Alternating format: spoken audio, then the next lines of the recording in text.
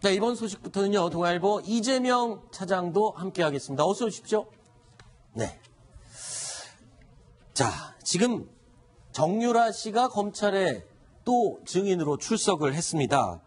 오늘 이 이재용 삼성전자 부회장의 재판에 증인으로 출석을 하게 되는데 돌발 증인 출석입니다. 자, 이 얘기가 분분합니다. 이 얘기 나눠보겠습니다. 원래는 이경재 변호사가 불출석 사유서를 냈었습니다. 근데 정유라 씨가 갑자기 출석을 했어요. 이거 어떻게 된 겁니까? 변호사는 출석 안 한다고 통보를 그렇죠. 했는데. 이경재 변호사는 원래 출석을 안 할 거다. 네. 왜냐면 가서 출석을 하면은 결국은 어머니인 최순실 씨 그리고 삼성 네. 이재용 부회장의 어떤 그 혐의들을 입증해주는 그런 결과들일 텐데 그래서 안 한다고 했는데 갑자기 나왔습니다. 아무래도 검찰이 여러 가지 아마 그 나와서 증언을 하는 게 좋지 않을까 네. 그런 여러 가지 회유가 있지 않았을까 이런 생각을 해봅니다. 그런데 이 워낙 럭비공 같이 이리 튀고 저리 튀는 정유라 씨의 성격 때문에 갑자기 이렇게 바뀔 수도 있는 건가요? 증언 출석이? 글쎄요, 무슨 의도로 그랬는지는 좀 따져봐야 되겠으나, 정유라 씨 같은 경우 그런 얘기를 오늘 했다고 해요, 기자들한테. 내가 주변 지인들한테도 이렇게 물어보고 여러 가지 조언도 받았는데, 출석하는 게 도리일 것 같아서 출석했다, 이런 취지의 얘기를 한 것 같은데, 문제는 이게 담당 변호사 이경재 변호사가 전혀 조율이 안 된 거 아니겠습니까? 네. 그러니까 이제 우리도 기습 출석을 얘기를 쓰는 거죠. 네. 뭔가 이제 정유라 씨가 심경의 변화를 일으켰다는 건데, 네. 그 진정한 원인은 본인만이 알겠으나, 네. 진짜 우리가 생각할 수 있는 건 일종의 본인의 사촌 언니인 장시호 효과라고 저는 봐요. 아하, 네. 그렇군요. 그래서 장시호 씨가 사실 검찰 특검과 이제 재판에 협조를 많이 하면서 조금 선처를 받을 거다라는 얘기는 있지 않았습니까? 아직 네. 선고가 나온 건 아니지만요.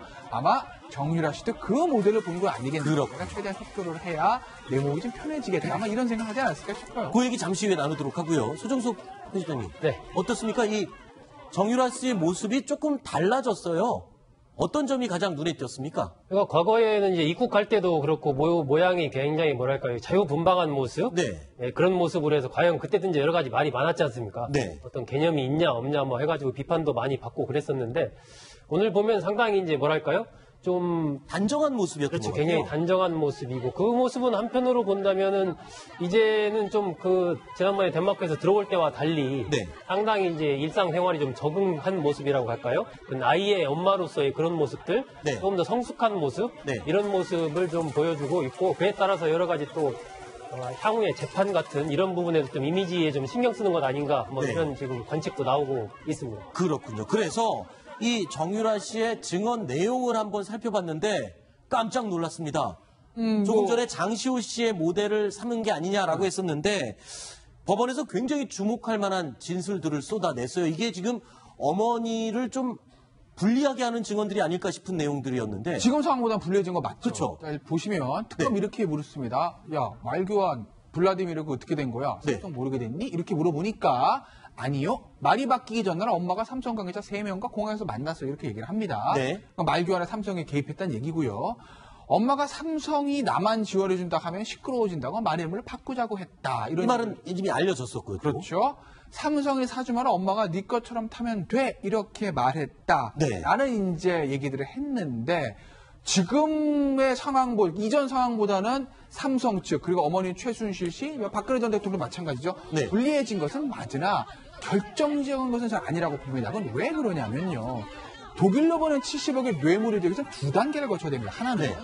삼성이 대가성 있는 뇌물을 줬다고 요 1단계고요. 네. 두 번째는 이 돈이 박 전 대통령, 공무원이 박 전 대통령 간 게 아니라 최순실 쪽으로 갔기 때문에 최순실과 박 전 대통령 공모 관계 이 두 개를 거쳐야 되거든요. 네. 지금 이 얘기들은 삼성이 독일로 보낸다고 뭔가 대가를 바라고 한 돈이 이 대가성 있는 뇌물임을 좀 증명해주는 강화시키는 그런 말들인데 그걸 넘는다 하더라도 여전히 최순실 씨하고 박 전 대통령이 공모 관계를 입증해야 될 큰 난관이 있기 때문에 네. 특검이 예전보다 좀 유리해진 건 맞으나 유죄를 받기 위한 결정적인 증거가 되기 위해서는 아직은 좀 멀었다고 저는 그렇게 봐요. 지금 화면에 보시는 이 증언은요. 오늘 한 증언 내용인데 과거에 이 공항에서 귀국할 때 했던 내용과 들어보면 앞뒤가 좀 맞지가 않습니다. 지금과 내용이 좀 입장이 달라요. 영상 다시 한번 보시겠습니다. 삼성 스마트케어 의혹에 대해서 어떻게 생각하시나요? 사실상 본인을 위한 특별한 직원이라고 생각해 보신 적은 없으신가요? 네, 딱히 그렇게 생각해 본 적은 없는데 일 끝나고 잘 모르겠습니다. 저는 그렇게 어머니한테 들은 게 있기 때문에. 뭐라고 말씀하시던가요? 삼성전자 승마단이 또 승마 지원하는데 그중에 6명 지원하는 중에 한 명이다라고 말씀을 하셔서 저는 그런 줄로만 알았어요. 저 얘기를 들어보면 예. 지금 이제 김태현 변호사는 이제 법리적인 이제 구성 어떻게 네. 하면 범죄 혐의를 입증되느냐 그런 부분에서 보니까 이제 크게 뭐 의미가 없다고 할지 모르겠지만 어쨌든 정유라가 지금 저기에서만 할 때만 하더라도 삼성이 전체 승마단 6명한테 한꺼번에 같이 지원을 해주는데 그 중에 한 사람일 뿐이었다 이런 얘기지만은 처음엔 그랬었죠. 예 이번에는 분명히 나만 나만 지원을 지원을 하는구나. 하는구나. 엄마가 그리고 미리 나한테 다 얘기해줬다. 심지어 말이름 바꾸는 것까지도 엄마가 야 삼성에서 그대로 말이름이 있으면은 삼성에서 나한테만 했다고 하는 거니까 말이름을 바꿔가지고 이걸 좀 유장하자 이런 얘기도 엄마가 했다는 얘기거든요. 네. 그러니까 그런 측면에서 삼성이 정유라 씨만 지원하기 위해서 213억 원을 주기로 했고 그중에 78억 원은 주게 된 경위를 아주 자세하게 네. 법정에서 얘기를 한 겁니다. 그러니까 오늘 얘기는 사실은 이제 네. 삼성으로서는 굉장히 좀 곤혹스러운 정유라의 증언이에요. 결국 이 말을 예를 들면 뭐 살사도든 비타나 보이든 거기서 블라디미로 바꾸어가는 여러 가지 그 과정에 대해서 삼성이 전부 알고 있고 네. 최순실 씨는 삼성의 요청에 따라서 최순실 씨가 따라간 네. 그런 형식으로 지금 정유라 씨가 증언을 했거든요. 네. 이 얘기는 그렇다면 삼성이 왜 자연인 최순실 씨한테 이렇게까지 지원을 했는가? 자연히 그렇게 네. 의문이 갈 수밖에 없기 때문에 그렇죠. 그 막후에 그렇다면은 삼성과 박근혜 전 대통령 사이에 어떤 권력의 어떤 미략이 있었던 것 아니냐. 또 이렇게 이제 연결되는 그러한 어떤 효과를 낳고 있기 때문에 굉장히 삼성이나 최순실 씨로서는 좀 곤혹스러운 진술입니다. 네, 곤혹스러운 사람 또 있습니다. 변호인입니다, 변호인. 이경재 변호사가요, 이렇게 얘기했습니다. 아니, 특검이 3차 구속영장을 빌미로 약점 많은 애를 회유한 거 아니냐? 그러면서 소환이 위법하기 때문에 증언에도 증거 능력이 없다라고 강력하게 주장했습니다. 근데 소환이 위법하다.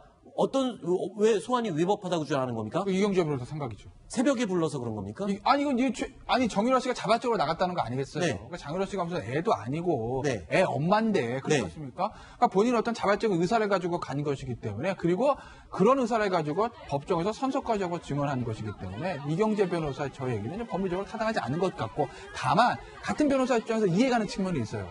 그러니까 변호사가 제일 당황스러울 때가 내 의뢰인, 그러니까 피고인한과 이 케미가 안 맞을 때거든요. 케미라는 건 그러니까 호흡이 안 맞아서 말이 다를 때. 그렇죠. 예. 피고인과 변호사는 어쩔 수 없이 공동 운명체입니다. 네. 그런데 내 생각과 다르게 이제 나랑 조율 없는 행동들을 하게 되면 네. 변호사 입장에서 굉장히 당황스럽고 기분 나쁜 건 맞죠. 네. 그러니까 변호사 입장에서 제가 이해는 가지만 그 밑에 있는 법리적인 것들은 이경재 변호사 개인 생각이지 법정에서 인정받기는 쉽지 않다고 봅니다.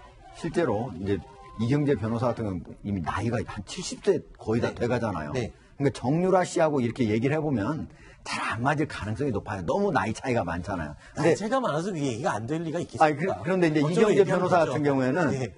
지금 자기가 가장 주 변호해야 될 사람이 정유라 씨의 어머니잖아요. 근데 그런 거하고 봤을 때 정유라의 저 진술은 얼마나 어머니한테 불리한 진술입니까? 근데 그게 또 작전일 수도 있다는 생각도 좀 들긴 합니다. 시간 관계상 이 얘기는 조금 여기까지 마무리를 하도록 하고요.